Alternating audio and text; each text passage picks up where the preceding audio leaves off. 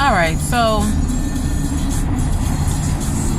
I work at a school. I'm a nurse in the clinic, and I deal with, everything: headache, cramps, cuts, bruises, scrapes, all that good stuff. High school kids, but they get more boo-boos than elementary school kids. But I also get the ones who just want to come in there and have a little moment and chit-chat and, get some counseling, even though we do have guidance counselors on staff, as well as we got social workers, one at least I know. And so, usually it's the same group of kids that come in and they want to, load off on me. That's fine. I guess that's what I'm here for, right? So I had these two that came in, one time, I think sophomores, and were like, "Oh, nurse, these teachers, they're just so disrespectful. She gonna tell me, put your phone away. If you don't put your phone away, I'm gonna take it." And my mom said, "Can nobody take my phone?" So, I didn't give her the phone, and she sent me out of her class. I said, "Okay, so what's the problem?" They just so disrespectful. I mean, they sit up there trying to tell us what to do. I'm like, they your teachers. That's what they do. That's part of their job, is to tell you what to do. Like, how you come to school and expect an adult in a classroom to not tell you what you're supposed to be doing and what you're not supposed to be doing? They don't have the right to do that. Then you know what? You need to be homeschooled. If you don't want to come here and listen to what these people are telling you to do, because y'all grown, then you need to consider doing homeschool or doing that virtual school they got. That's K through 12. That's available. How do you get ready to come to school in the morning and get here, but don't want to listen to what the teacher telling you, you have to do? And then if they tell you to get off your phone, you don't want to get off your phone because it's your phone and they don't pay the bill. You don't pay the bill either.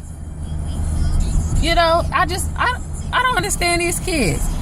Disrespect.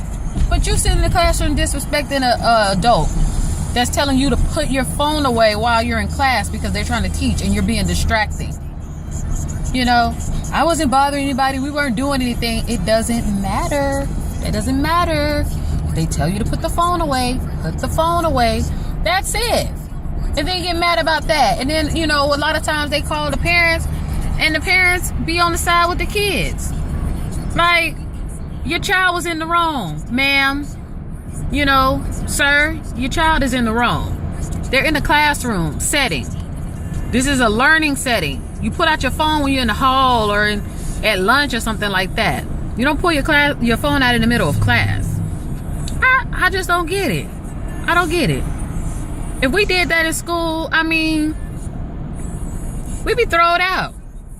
But see, they more concerned these days about the money, about they got to have the kids here, because they getting paid for all these students. But if these students sitting here, badgering these teachers who ain't getting paid that much money, and some of these teachers are, pretty up there in age, they're not going to be sitting up here, combating with these students. And this is high school. Like, some of these kids ain't small, and the two that came in there to talk to me about this were bigger than me. And they're in the 10th grade. So, I don't understand what they want, what they want us to do. I'm telling you, in the future, they are going to have virtual reality schools only. Okay? Private school and charter schools is going to be basically the only schools that are still going to be, functioning in business, because these teachers ain't gonna be going to come up here to be dealing with these disrespectful kids.